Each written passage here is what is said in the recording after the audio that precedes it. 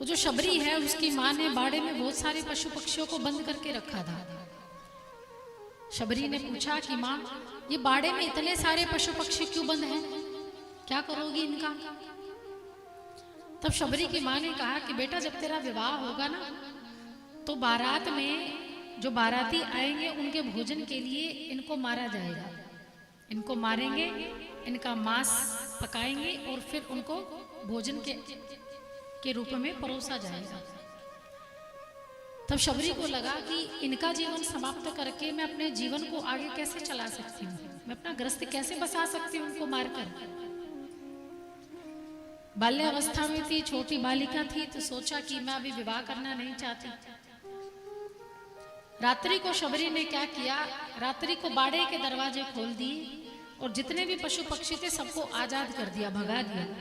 सब जंगल में भाग गए और उनको तो भगाया भगाया महाराज स्वयं भी भाग गई,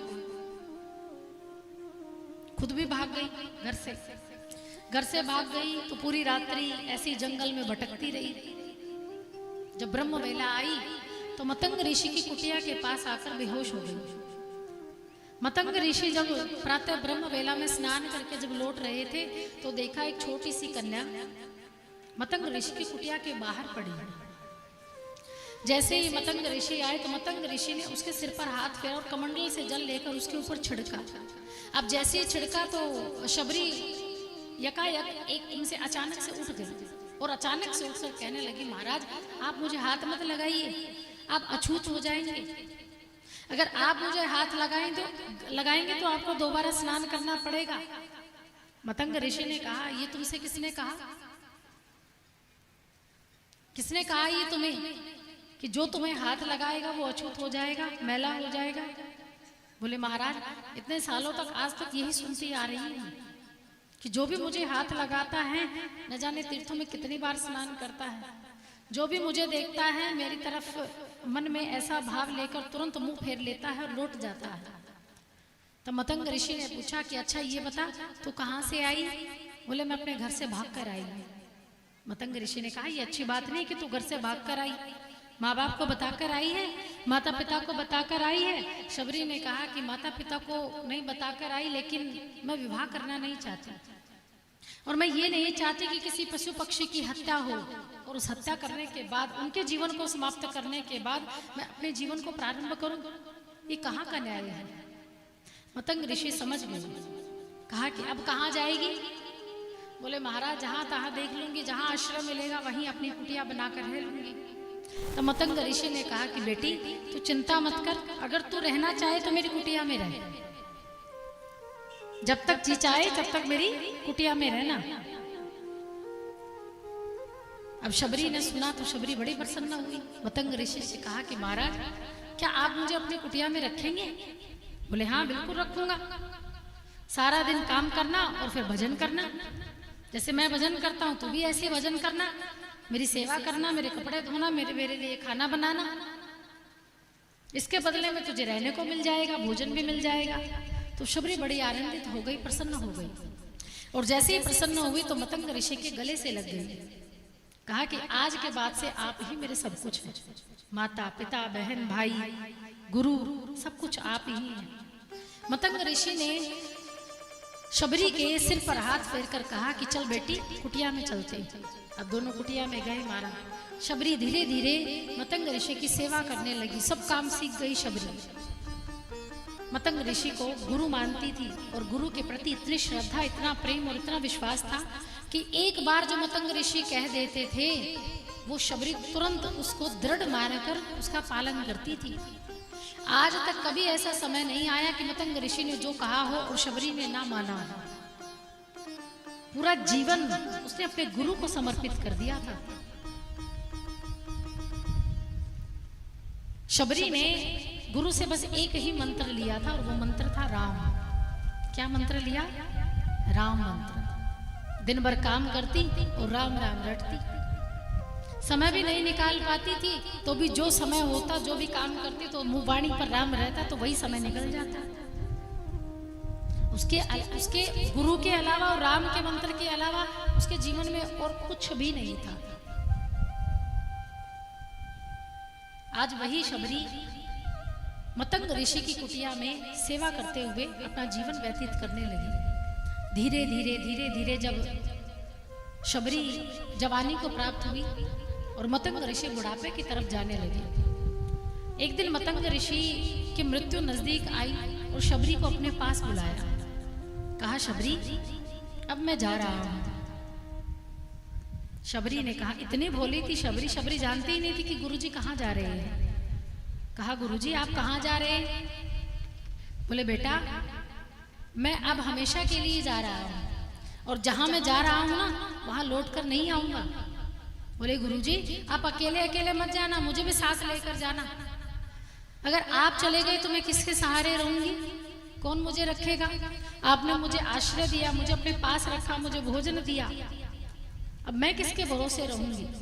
तो मतंग ऋषि ने कहा कि शबरी, जिसका कोई नहीं होता ना उसका राम होता है, जिसका कोई नहीं होता उसका राम होता है, और जब मैं चला जाऊंगा तो राम तेरा सहारा बनेगा, तेरा राम ही सब कुछ होगा। और गुरु जी की ये बात गांठ बांध ली और शबरी को कहा कि शबरी, एक समय ऐसा भी आएगा, सब लोग सावले को ढूंढते हुए मंदिर में जाते हैं, लेकिन वो सावला तुझे ढूंढते हुए तेरी कुटिया में आएगा। ये आशीर्वाद मैं तुम्हें जाते जाते देता हूँ। शबरी को आशीर्वाद तो दे दिया। अब शबरी ये पूछने ही वाली थी कि गुरुजी कब आएंगे राम, और जैसे ही पूछने लगी महाराज, उसी समय मतंग ऋषि का प्राणांत हो गया, प्राण छूट गई। और जैसे ही प्राण छूटे तो शबरी खूब रोई, क्योंकि वही अंतिम सहारा था। गुरुजी बताकर चले गए कि राम आएंगे, शबरी तो बस इंतजार करना। राम की राह में शबरी प्रतिदिन ब्रह्म वेला में उठती, जंगल में जाती, पुष्प चुनकर लाती, फल चक्कर लाती, डलिया में रखती, हर रोज कुटिया के बाहर बैठकर निहारती कि मेरे राम आएंगे, मेरे राम आएंगे। हर रोज इंतजार करती है, आंखें उस रास्ते पर गड़ा कर रखती कि मेरे राम आएंगे, क्योंकि गुरुजी कहकर गए थे कि राम आएंगे। लेकिन दुर्भाग्य ये हुआ कि गुरुजी ने समय नहीं बताया कि कब आएंगे। जवानी भी बीत गई और बुढ़ापे की अवस्था में शबरी ने प्रवेश किया। दूर से दिखना बंद हो गया, धीरे धीरे लाठी का सहारा हो गया, शरीर पर झुर्रियां आ गई, शरीर झुकने लगा। राम का इंतजार करते करते उम्र बीतने लगी, बुढ़ापे की अवस्था आई। लेकिन प्रतिदिन का जो कार्य था वो प्रतिदिन जंगल में जाती, पुष्प बीन कर लाती, राहों में बिछाती, फल चक्कर लाती, अलग रखती कि मेरे राम आएंगे। हर रोज इंतजार में एक एक दिन बीत जाता। और एक दिन ऐसा समय आया कि राम लक्ष्मण, सावरिया प्रभु और नीलांबर श्री लक्ष्मण जी महाराज दोनों सामने से आ रहे थे और शबरी को ढूंढते हुए आ रहे थे। शबरी ने दूर से देखा कि दो कुंवर आ रहे हैं। जैसा जैसा गुरुजी ने बताया था वैसा वैसा दोनों कुंवारों को देखा, कुमारों को देखा और देखकर समझ गई, हो ना हो ये वही राम है जो मेरी कुटिया में आ रहे हैं। दौड़कर गई महाराज शबरी, और दौड़कर शबरी भगवान श्री राम के पैरों से लिपट गई, और इस प्रकार से लिपट गई जैसे सर्प पैरों पर लिपट जाता, कसकर पकड़ लेता है, वैसे शबरी ने भगवान के चरणों को पकड़ लिया। राम आप आ गए, कब से निहार रही थी, कब से इंतजार कर रही थी, इतने वर्षों का इंतजार। प्रभु श्री राम मां शबरी से मिलकर गदगद हो गई। अनन्य भक्ति शबरी की। अगर सही मायने में भक्तों की भक्ति देखनी है तो रामचरितमानस का एक एक पात्र है, एक एक पात्र ऐसा है जो सदैव राम के लिए जीता है। राजा दशरथ जिसने राम के लिए अपने प्राण त्याग दिए, जिसके मृत्यु के अंतिम समय के जो शब्द थे वो भी राम थे, ऐसे राजा दशरथ। दूसरे जटायु, जिन्होंने माता सीता की रक्षा करनी की, और यही नहीं मरते हुए राम का दर्शन किया। राजा दशरथ से सौभाग्यवान तो वो जटायु था जिसे राम की गोदी प्राप्त हुई।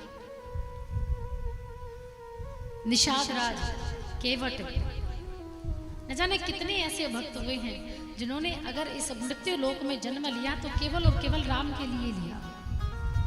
उनके जीवन का सार ही यही था कि बस एक बार राम का दर्शन हो जाए, फिर जीवन में कुछ पाने योग्य नहीं है।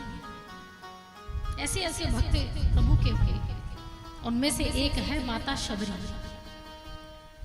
पूरा जीवन राम पर समर्पित कर दिया और अंत में राममय ही हो गई।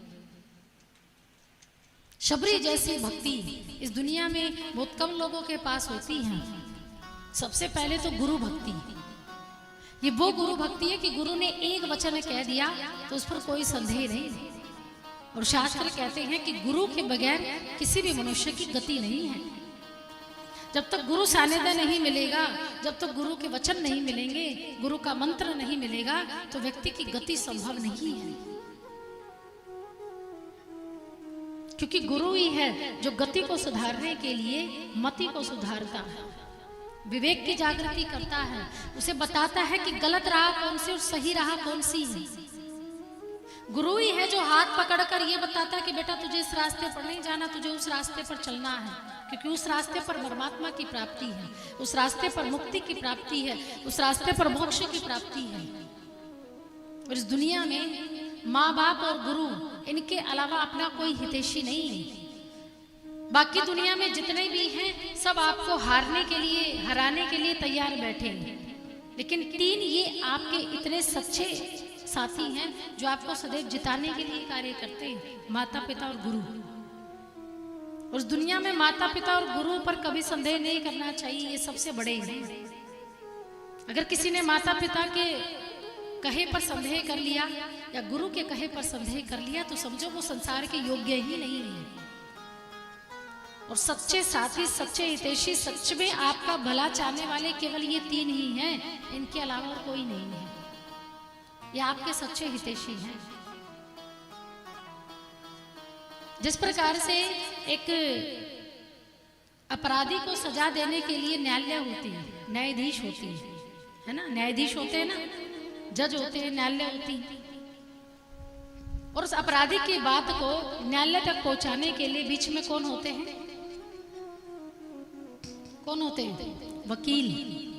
वकील होते हैं ना, कि अपराधी की जो भी बात होगी वो न्यायाधीश तक पहुंचानी हो तो वकील बीच में पैरवी करता है। वैसे ही हम सभी अपराधियों की पैरवी करने के लिए गुरु का होना जरूरी है।